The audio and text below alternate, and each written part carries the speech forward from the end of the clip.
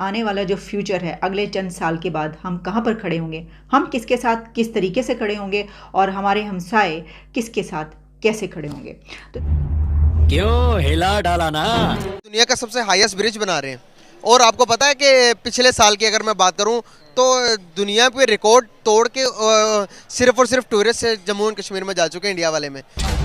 बोलने दे तकलीफ हुआ है बेचारे को। बोल बोल। अगर पाकिस्तान के लिए थोड़ी बहुत नफरत ना पैदा होती, क्योंकि पाकिस्तान ने जो कुछ भी किया है, ठीक है, कोई कर्फ्यू नहीं है, कोई सिस्टम नहीं है, मेरी हर दूसरे दिन बात होती है। जो बात है या ऐसे कौन से फैसिलिटीज है जो पाकिस्तान आपको वहां पर नहीं दे रहा है, जिसके बाद पाकिस्तान के खिलाफ वहां पर नारेबाजी हो रही है? मैडम दरअसल ये पाकिस्तान जो है ना, ये हमारे ऊपर कुछ पॉलिसीज वगैरह ठोंस रहे हैं बिला वजह। ठीक है, राज तो बेशक हम ये कहलाई जाते कि आजाद कश्मीर है, लेकिन पॉलिसी तो पाकिस्तान की हमारे ऊपर। पे तो हर टाइम एक टेंशन ज़्यादा सूरत हाल है। टेंशन वाली सूरत। हाँ, सर इस टेंशन वाली सूरत हाल के अंदर भी वो दुनिया का सबसे हाईएस्ट ब्रिज बना रहे हैं। और आपको पता है कि पिछले साल की अगर मैं बात करूं तो दुनिया पे रिकॉर्ड तोड़ के सिर्फ और सिर्फ टूरिस्ट से जम्मू एंड कश्मीर में जा चुके हैं इंडिया वाले में।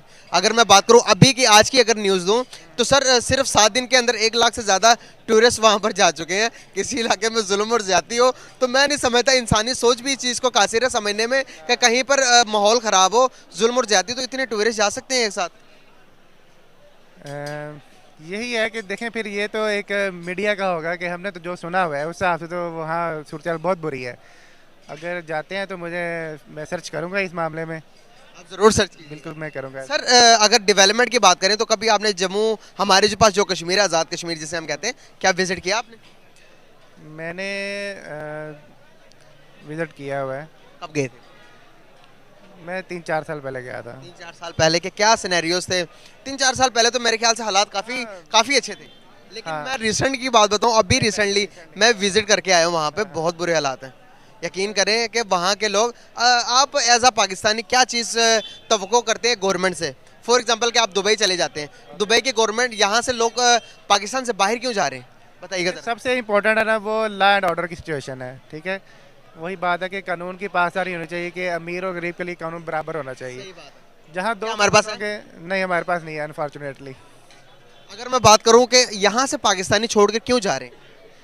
7 लाख से ज़्यादा पाकिस्तानी, 8 लाख से ज़्यादा 8 लाख से ज़्यादा। एक साल में गए हैं, विद इन 1 ईयर 2022 में। अच्छा, छोड़ के जाने के पीछे क्या पर्पस लगता है आपको?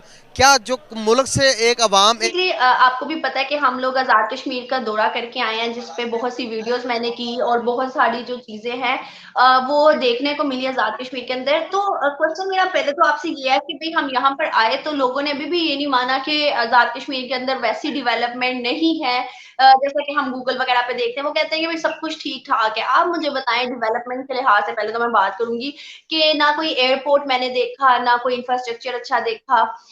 आप अपनी जुबानी मुझे बताएं कि क्या सच है या नहीं है। ये अनम, मेरी बात सुने। आप इधर आए, आपने दौरा तो कर दिया इधर का, लेकिन कुछ लोग होते हैं कि जो अपनी आंखों से देखे ना तो यकीन नहीं करते। ठीक है, मैं खुद इस वक्त कश्मीरी हूँ, ज़िला मुजफ्फराबाद से मेरा ताल्लुक है। ठीक है, तो बात आपकी वही आ गई है कि उनके ना इधर कोई एयरपोर्ट बना हुआ है, ठीक है, ना कोई रेलवे स्टेशन है, ठीक है, यूनिवर्सिटी है वो भी 5-6 आज़ाद कश्मीर के अंदर। ठीक है, तो साथ ही हमारे अगर देखें तो जम्मू कश्मीर में तो आपको पता है कि कितनी डेवलपमेंट हुई है उधर। तो यानी कि मेरे हिसाब से, मेरी सर्च के मुताबिक तो तकरीबन 8 यूनिवर्सिटी है टोटल जिला श्रीनगर के अंदर। तो बाकी सिटी में आप अंदाजा लगा लें।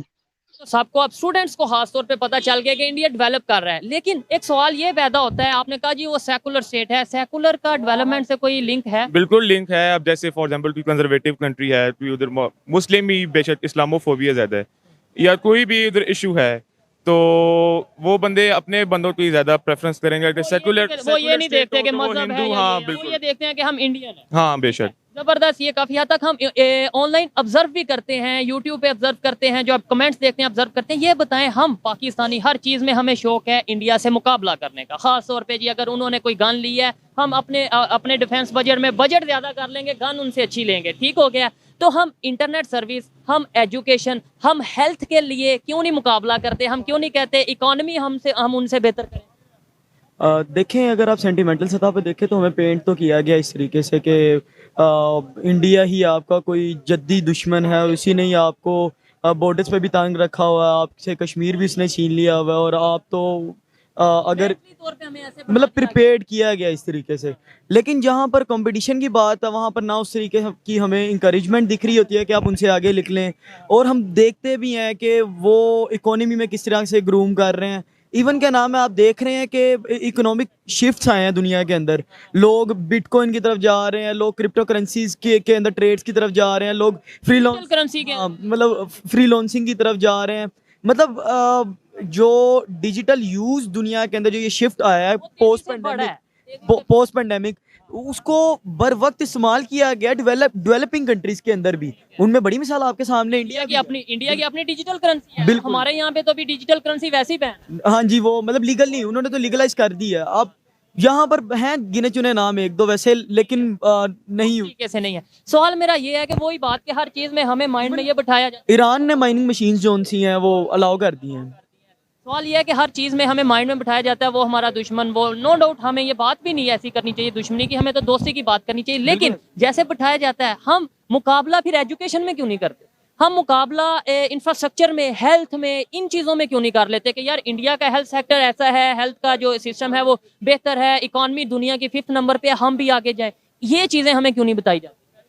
और अब एक बड़ा खतरनाक आपने मुझसे सवाल किया है।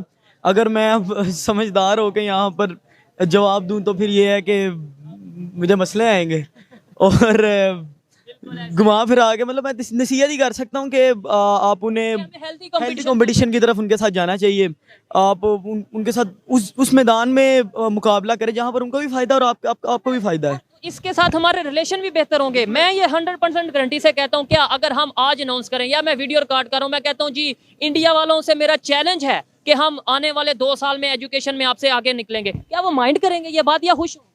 ऑब्वियसली, मतलब कंपटीशन ये तो हेल्दी कंपटीशन है। यही मैं अगर कह दूं कि भाई हम जो है वो टांग आपसे ऊंची उठाएंगे, हमारी जो एजेंसी है वो इतनी ऊंची है, बड़ी है, तो ऐसे फिर आपको नहीं लगता कि मिसअंडरस्टैंडिंग्स और ऐसे ही है।